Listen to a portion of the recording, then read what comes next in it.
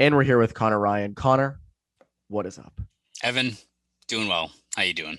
I'm doing great. Had a fun 4th of July weekend. Of course, it rained the entire time, or most of the time, but it still was very fun. What did you end up doing for it? Nothing much. Pretty low key. We've had a couple of relatives who we usually do cookout with. They're on vacation, so it kind of worked out pretty well though. Because if we did anything, it would have been like complete downpour anyway. So it was pretty chill, low key. Going on vacation this week, so we'll be able to get away from that going forward. But nothing too crazy. It's a shame that after like the past year we had that it's not like a legit blowout like I think a lot of people were expecting of like great weather and like everyone's having a cookout. Wasn't really the case, but it's a lot better than where we were last year, right? Oh yeah, and what's funny is you think about it up here, at least in the Northeast. First weekend that Massachusetts was really open was Memorial Day, and it was It was crappy out. I remember going to the Mm-hmm. garden and wearing like a coat. It was Yep. cold, Yep. and then July 4th is crap weather too. So I guess we gotta take advantage of the weekends in between, the days in between these big days, because we aren't getting good weather.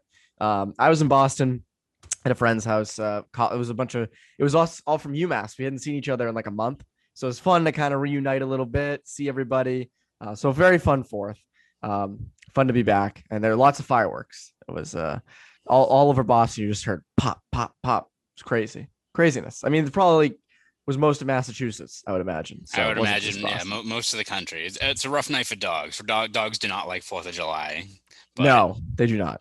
no. But But anyways, by the way, for this 4th of July marks 8 years since the infamous Tyler Sagan for Louis Erickson trade. And Rich Peverly. People forget Rich Peverly was also dealt in yes. that. Matt Frazier, he had some real heavy hitters go separate ways in that deal. Mm. But always interesting to go back and watch that behind the beat clip of them debating on whether or not Sagan, if we get half of Kane from Sagan, we win the Stanley Cup. Can't believe that like made the final cut. Like that they were like went ahead with I appreciate it like in terms of like full transparency. Like it's fascinating, but I'm shocked that they posted that. Yes. Oh no, incredible. I mean, really incredible transparency. Like I wish they had that for everything, but Hmm. that is incredible. I mean, you could tell they were so confident in the deal. They're like, oh, we'll put, in 3 years, people are gonna be like, damn, Sagan sucks. Erickson, willed the Bruins to a Stanley Cup. This is really gonna work out well for us. But yeah, absolutely hilarious to reminisce on that. And what's funny is, I mean, the Bruins have been to a Stanley Cup since then. They've been competitive the whole time. I think they would have obviously liked to have won a cup or two. I think there's other things you can point to in the past 8 years that have been much worse. See the 15 draft, the Riley Smith trade, I think was honestly worse because you got nothing out of Jimmy Hayes. Whereas Louis Erickson, you Yeah. at least got something. Yeah, and I think if you had Riley Smith, like even it's still a lopsided trade, but it would be a lot more acceptable if, let's say, you had Smith here the entire run and he had kind of the production he had for the last few years in Vegas. I mean, you'd have like a top six guy. You'd have like a guy locked in for that spot for years and years. Like to kind of jump ship on him after 1 year where he took a little bit of a dip in production and replace him with a complete net negative, right? In Yes. Jimmy Hayes, that might be the most painful part of it because Erickson, what have you with that. But in terms of just building another piece that you build forward into your core to just kind of, jump ship on Smith, that one hurts. Yeah. And Louis Erickson, didn't he lead the Bruins in points in 15, 16? I mean, I know it Yeah. wasn't like a Right big for, deal. right for, right for his payday. Yeah. Yeah, 61 points or something like that. But anyways, yeah, 8 year anniversary of that. I always like to kind of remember. It's always free content on the 4th of July Of to tweet course. about the Sagan trade. It's easy. Just fire off the tweet about it. Boom. Gets people all in the feels about losing to Sagan. Anyways, obviously the Bruins have some addition to do this offseason, some decisions to make. And we've discussed Krejci, we've discussed Rask, we've discussed the defense. And I was thinking, well, what haven't we discussed? And we haven't discussed arguably the main reason why they lost to the Islanders. It's the bottom six, your depth on offense. And that's something that I think is going to be a big talking point of this offseason of how they're going to fix the bottom six. I like that little bit of the rhyme scheme there. How to fix the bottom six. I think that's good. But there's some free agent options out there. There's some in-house guys that they currently have. I'll start with this. I think there's two definites next season in the bottom six on line 3 and 4. And I think it's Charlie Coyle down the middle, most likely, if Krejci returns. and Curtis Lazar on the fourth line as the center. Other than that, you have a lot up in the air heading into the season. Yeah, no, I agree. Whether it's, if you look at the fourth line, I think I think he's gone in free agency. I think that one's a given. But even a guy like Wagner, he's still under contract, obviously, but it's not like I think the spot's going to be carved out for him, whether that's, internal competition or free agency, what have you. And then the third line, it's going to be fascinating because I think everyone's, it's pretty clear they need an injection of talent there. It's just kind of what route do you do there? Is it do you pick between DeBrusk and Richie, right? Or is it, do you go full on like both those guys are off the team? Because I could see the argument where it's you get that elite play driving third line guy who like could be a second line guy to put with Coyle, and then you take your pick of maybe it's you try Richie again, or you keep DeBrusk because his value's low and you put him, just entrench him on that left side and hopefully he breaks through. So a lot of different routes they can take with that, but whichever kind of course they end up chatting here in this offseason, I think you're going to see at least 2-3 newcomers, if not guys that are definitely going to be, a Frederick, or even if it's like a Cameron Hughes or Oscar Steen, something like that. I think you're going to see a lot of new blood kind of injected into that bottom six, which, you kind of said it. They desperately need, because as we've seen from Tampa, Montreal, all these cup contenders, we talked about this recently about kind of the hallmarks of these cup contending teams. You need to have four lines that have a set identity and you can roll out regularly that can make an impact. And you didn't get nearly enough of that this last year with that bottom six unit. They need to bring back Jumbo Joe. I think that's the real answer. Of course. Get some veteran leadership down in that bottom six. It's funny, you mentioned the newcomers, and I think the number one offensive free agent target who isn't currently on the Bruins list would probably be Blake Coleman, who's currently having himself a really good postseason, most likely going to be a cup champion for the second straight year.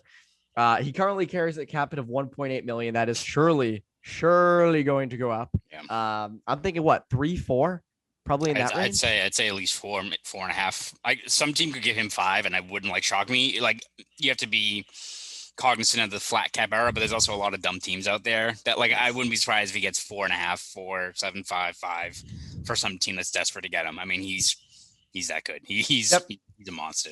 Definitely won't be returning to Tampa, most likely, given their.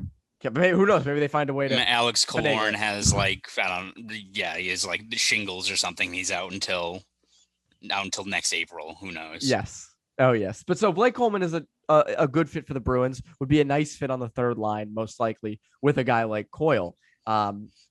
Is that something the Bruins should do? I know that we both kind of agree on this, but do you think they actually make a real push for him?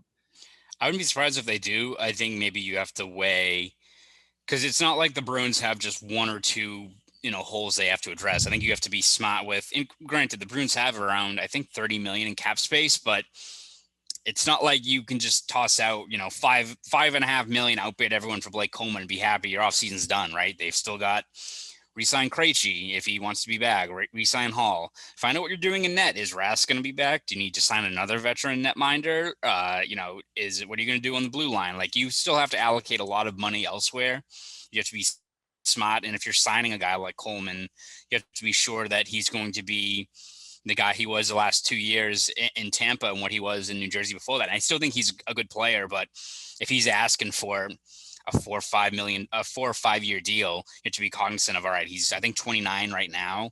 What kind of players are you going to be, in the next coming years? And granted, the Bruins could also be like, fuck it. We've got a 2-year window.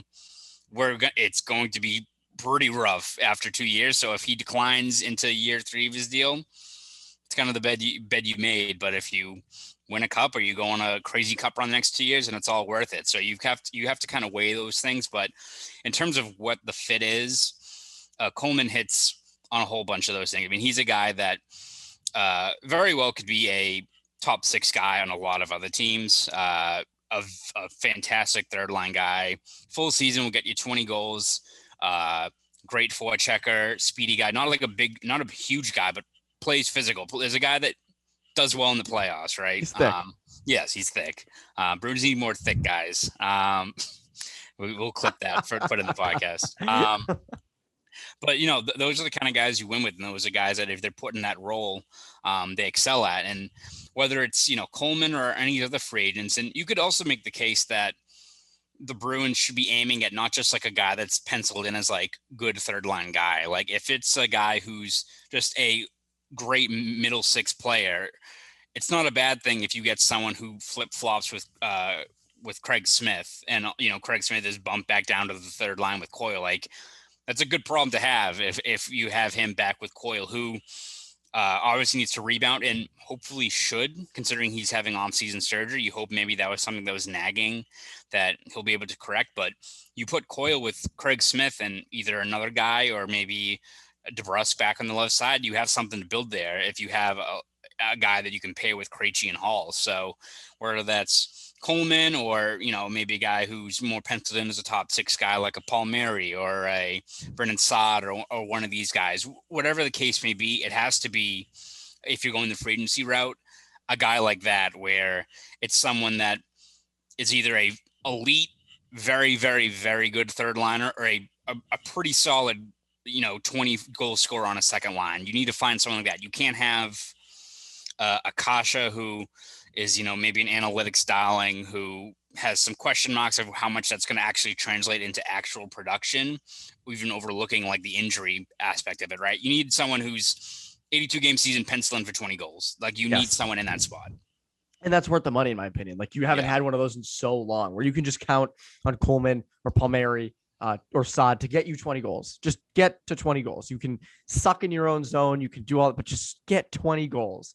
And that's something I think they need desperately. I also think if Taylor Hall leaves by some weird reason, I think 100% they're getting Blake Coleman or Assad or a Palmieri. But I think it is interesting that, Coleman on that, if you get Coleman down on that third line, you have Coyle, and then you have a bunch of left shots to DeBrusk, Ritchie, Coleman.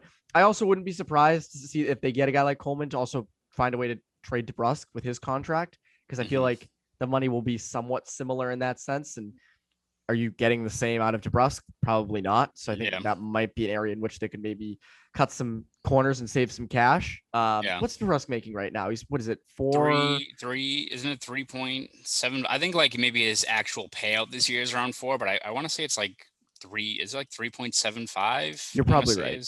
You're probably right. But I think if you get Coleman, it either opens the door that you move on from DeBrusk, or you can also cut ties with Ritchie if you want to be the guy that's paying him that next big contract. Because, I think as much as people want to move on from DeBrusk, I think if the deal's right, if you get great value for him, and if it's a guy that's he's a headliner in a package to get a defenseman like an Ekholm or a comparable player or someone else who maybe has high upside, then you do it. But if you get, let's say, Coleman on the right side, and all of a sudden you've got DeBrusk penciled in, you're on left wing with Coyle, who should be healthy, with Coleman, who drives play. It's not the worst case scenario if you're not going to get half of what the value used to be for him to keep him and pencil him in there. Like that's a line that you already have Coyle, who should be better, and Coleman, who's legit, and a guy in DeBrusk who like legitimately should.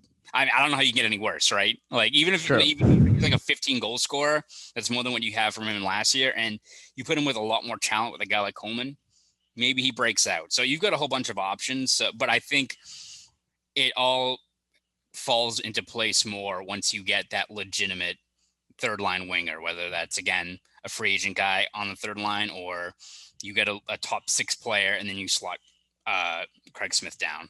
Yeah, I think I agree on that. I also think you definitely don't have that in-house. You do not have someone who can just step into that third line. I mean, you can't count on Carson Coleman for 15 to 20 goals. You can't do it.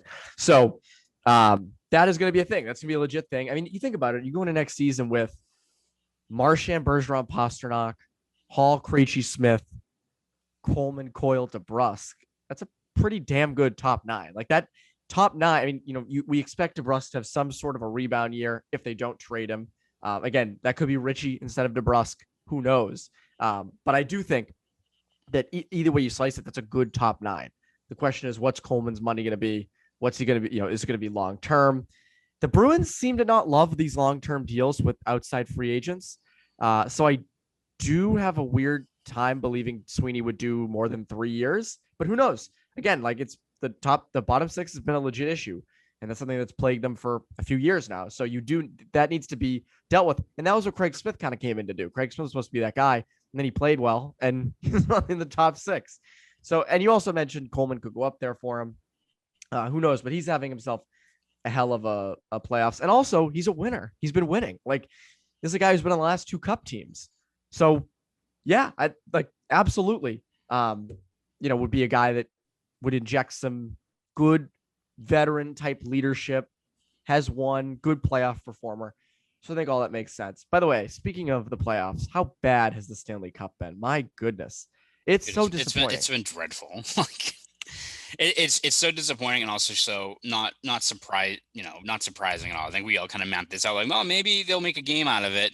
I think I had 6 games, but that was probably far too lofty. Of course, now in hindsight, it's way too lofty, but just completely outmatched. And, you could make the case that Tampa was going to roll through anyone, but you'd think that a Vegas Tampa series would at least be a lot more entertaining, a lot more high powered offense, a lot more even matchups. I mean, it hasn't been, I don't think Tampa's trailed at all in this series. I think it's 14-5. They've been outscored Montreal. So this whole year's been weird anyway. Like I'm, regardless of, I mean, obviously the COVID and the implications there and the quarantines and all those restrictions it's going to be great to have that in the rear view going forward, but just a clean slate of like, all right, we're opening camp in September, 82 games, everyone's back even. We'll see what Tampa has to do this offseason where they have a cap crunch coming again. It's just good to like have a clean slate because this whole year was just bizarre, right? Oh yeah. Very bizarre. And it started when there was no fans in the building. That was, crazy atmosphere at those games. Someone asked me recently, they're like, what was the fake crowd noise like? And I was like, it was awful. It was like, it was like dreadful. White noise in the background. And then it would just kind of it wasn't even loud.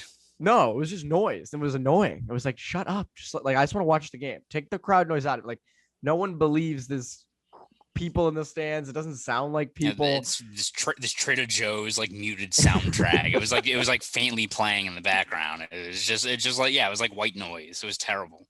And it would get louder in the third period. Like the first period, second period, it was kind of in the background, and then the third period it would be like way louder. It'd be like, this stinks. So yes, to have fans back and to have that, I'm hoping that there's no third like stage of COVID. I hope there's no like thing where they have to quarantine again or you're wearing masks and stuff. Just want it done with. I just want to move on. How hard is that to do? Okay, so we kind of discussed the third line. The fourth line doesn't seem like the place where you'd go out and get a free agent for maybe. I mean, I feel like you did that with Lazar in that trade. I mean, you lose Corrali. Some candidates you have for the fourth line, obviously Chris Wagner, Trent Frederick. You mentioned Cameron Hughes, Oscar Steen. Did I mention Carson Coleman? Yes. Did I just say Coleman? Him as well. So you have some guys down there with Lazar down the middle. Is there any trio that you look at and say, okay, that would work? Because I don't see myself being like, here are the 3 definites. I feel like that's going to be a revolving door type scenario on that fourth line, at least for the first couple months of the season. Yeah, I think it's definitely going to be kind of a by committee. And yeah, I can't really see them getting, unless like they go all in and not like they're going to spend a bunch of money, but let's say they pay for, a veteran guy, or I think like Perry's a free agent. Like, I don't know if you're spending money to get like a Armia or a Barclay Goodrow or someone like that, who could be a third line, fourth line guy in that spot. I'm sure they'd love to have them, but again, they have to be smart with how they're allocating this money. So for the Bruins, I think it's maybe it's going to be fascinating to see how they map it out and how maybe Cassidy adjusts like his deployment of that fourth line, because, as tough as that fourth line was the last couple of years, they also were handed, they were fed to the wolves most nights in terms of like their D zone deployments. Like they were just getting rocked in all these games and series. So maybe it's a situation where instead of having them be this team that just eats all these D zone stats, it's, more of a fast-paced forechecking group. So maybe that's where you let Cameron Hughes or an Oscar Steen, who looked pretty solid in that last game against the Capitals, or, maybe they try to inject more skill into it. And maybe is that where Studnicka starts? I don't really know where else you kind of put him. Like, is it kind of one of those situations? Do you try to just make that line kind of like a hodgepodge youngster plus veteran group where you get like a Corey Perry or like I think like I don't know if Ryan Getzlaf's a free agent, but is he a guy that you sign for like 1 year? It's just like the guy down the middle. You put Lazar and insert young player there and see like what you get out of that group. So that line's tough to map out, other than the fact I think we're all in agreement that it needs to be drastically different next year. So that's going to, I think, come down to just how the ideology and how they kind of map out what the role of that fourth line is going to be, because you can go in a whole bunch of different directions. Like you could just try to beef it up and have them be just a physical team again. But if they're out there and they're getting hemmed in the D zone every single time, what are you really accomplishing when you can't really, lay some welts down the other end of the ice? So that might be the first step, is just charting out what they're looking from that unit and then go from there. But I don't see them spending, handing out $2.5 million to a fourth line grinder kind of guy. I don't think. Yeah, what's funny is you mentioned Getzlaf, and I haven't really considered that until now. So if this idea doesn't make a lot of sense, don't kill me for it. But if they do lose Krejci, wouldn't be the worst idea to get a guy like Getzlaf at that discounted rate, not even for second line duties, but for third line duties, to step in. If you don't feel Stadnyko's ready yet, if you want to kind of have a backup plan in case Coyle doesn't work out in the second line, you at least know Getzlaf could get you something. I know he's not that, obviously he's nowhere near his prime, but he's only 36, and maybe there's something left there. Maybe that's something, if you, again, that's only if you lose Krejci, but that might be something you want to consider. That's not the craziest idea in the world. So you can get creative with this. Got to think outside the box with this stuff. The interesting thing you also mentioned was Lazar and how he is slated to play. And I think, again, a full season with him with, some form of line mates, I think will work. I mean, Lazar looked pretty good in his time in Boston last year. And again, it's just limit those D zone starts. You don't want them out there hemmed in their own zone for all that time. And I also think it is time for them to move on from Corrali. I think that makes sense. Someone else will pay him. You can find someone to kind of take that job. It feels like the glory days of Sean Corrali in Boston might just be behind us. But at any rate, that is Bruins Beat for this week. Connor, before you go, is there anything that you'd like to plug? Yeah, we're going to be breaking down. We're going to be handing out our season-ending grades for Bruins players now that I assume maybe when this podcast drops, the 2021 season will probably be officially over. If not, Montreal is going to be on its last legs anyway.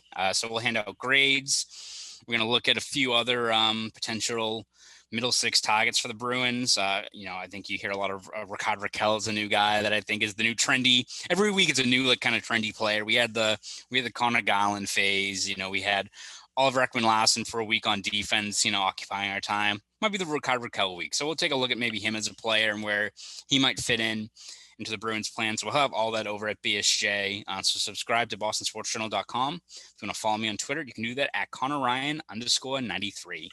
Go do all that. For CLNS Media, I'm Evan Marinofsky. You Bruins Beat listeners, have a great rest of your week.